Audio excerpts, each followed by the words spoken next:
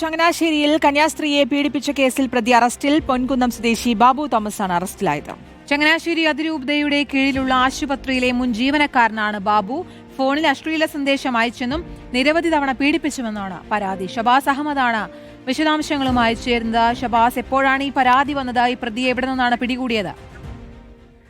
ചങ്ങനാശ്ശേരി അതിരൂപതയ്ക്ക് കീഴിലുള്ള ആശുപത്രിയിലെ മുൻ ജീവനക്കാരനാണ് പീഡന കേസിൽ ഇപ്പോൾ അറസ്റ്റിലായിരിക്കുന്നത്. കന്യാസ്ത്രീയെ പീഡിപ്പിച്ചു എന്ന പരാതിയാണ് പോലീസിന് ലഭിച്ചിട്ടുള്ളത്. കഴിഞ്ഞ ദിവസങ്ങളിലാണ് കന്യാസ്ത്രീ പരാതി നൽകിയത്. ഇതിന് പിന്നാലെയാണ് പൊൻകുന്നം സ്വദേശിയായ ബാബു തോമസ് എന്നയാൾ അറസ്റ്റിലാവുന്നത്. ഇയാൾ സഭയ്ക്ക് കീഴിലെ ആശുപത്രിയിലെ മുൻ ജീവനക്കാരനാണ്.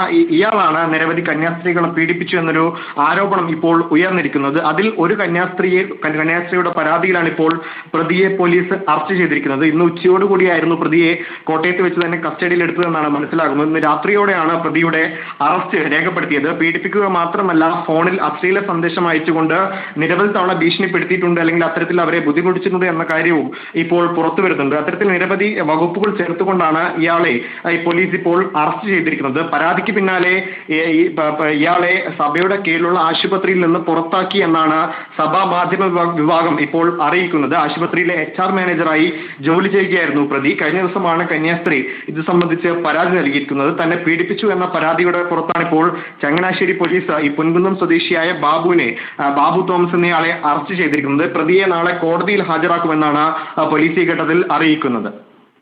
ശരി, ഷബാസ് അഹമ്മദാണ് വിശദാംശങ്ങൾ നൽകിയത്.